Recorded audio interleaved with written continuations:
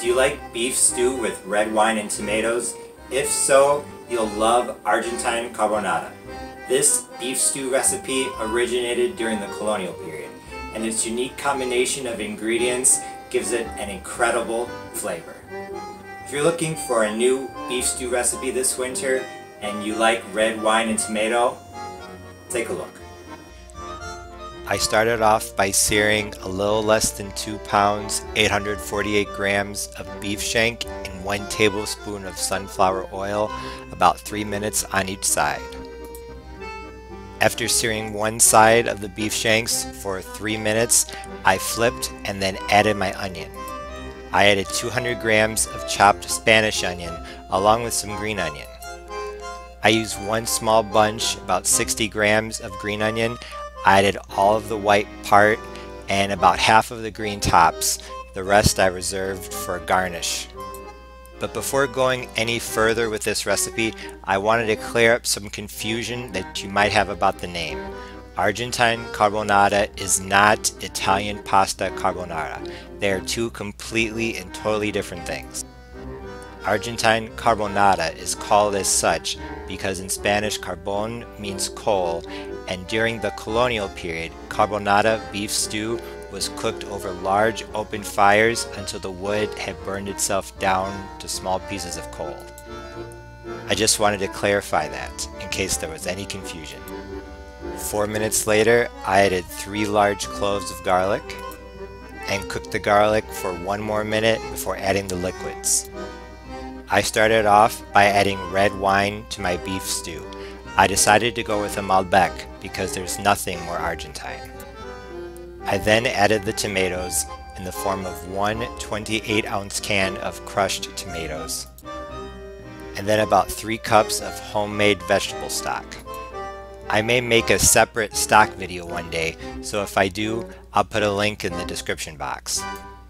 After adding the 3 liquids, I turned the heat up to high, let it come to a boil, and then turned it back down to medium, gas mark 3 out of 6.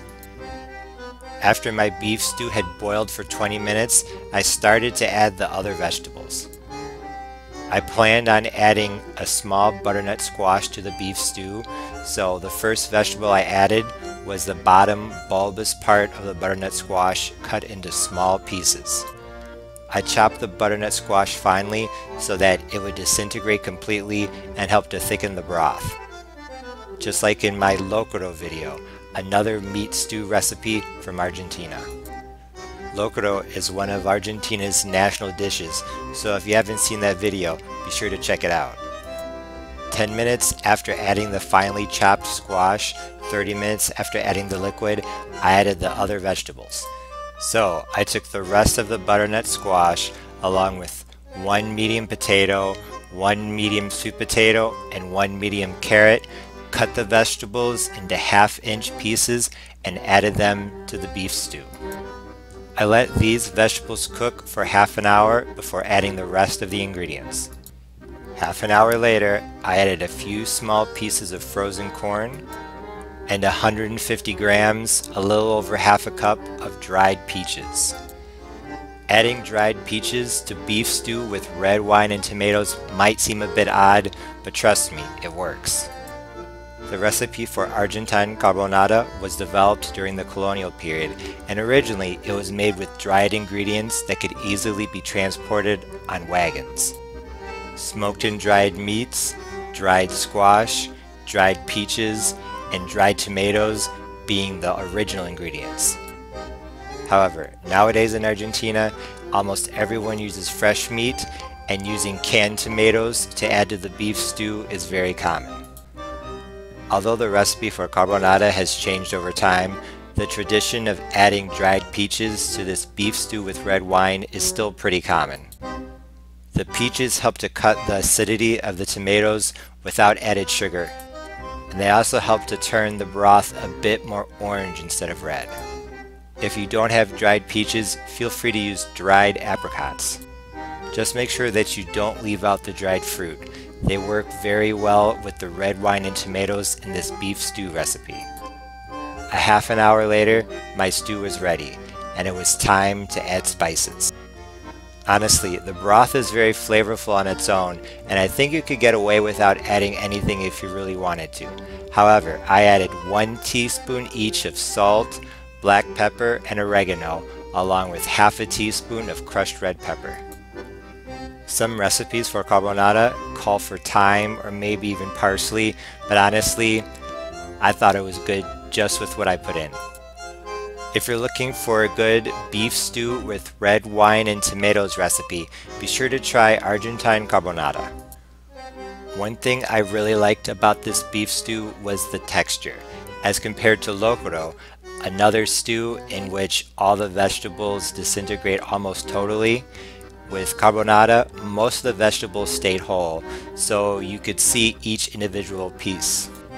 However, the collagen and fat from the beef shank, along with the finely chopped butternut squash and the tomato puree, were enough to form a broth that was thick enough to coat the pieces of beef and meat. The flavor of the carbonara was incredible, the 3 standout ingredients being the bay leaf infused vegetable stock, the red wine, and the dried peaches. The bay leaf and the red wine worked together in the background to bring everything together, while the dried peaches added a very unique, interesting, and surprisingly delicious twist. As I said earlier in the video, make sure that you add some sort of dried fruit, dried peaches or dried apricots. They're really critical in this recipe. In fact, my favorite part of this carbonara stew was taking a bit of beef along with a bit of dried peach and eating the two together. And garnishing with a bit of green onion just added to the perfection. The combination of flavor and texture was pretty remarkable. Although I'm serving my carbonara in a normal bowl, in Argentina this red wine and tomato beef stew is sometimes served inside of a cooked squash. It's a pretty incredible presentation, but I didn't have time to go through all that this time. So maybe the next time I make carbonara, I'll serve it in a big squash or pumpkin. Although I did pair my carbonara stew with the rest of the Malbec, the only thing it was missing was some nice, thick, crusty bread.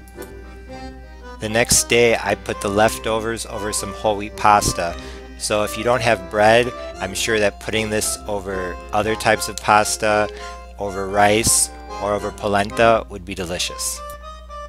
Thanks for watching my recipe for carbonara, Argentine beef stew with red wine and tomatoes. If you liked this video, please be sure to like, share, comment, and subscribe. For more information about this and other recipes, be sure to visit my website, parnellthechef.com. And don't forget to follow me on social media. Once again, thanks for watching. Like I said, if you're looking for a new recipe for beef stew with red wine and tomato, try carbonara. See you next time. Bye.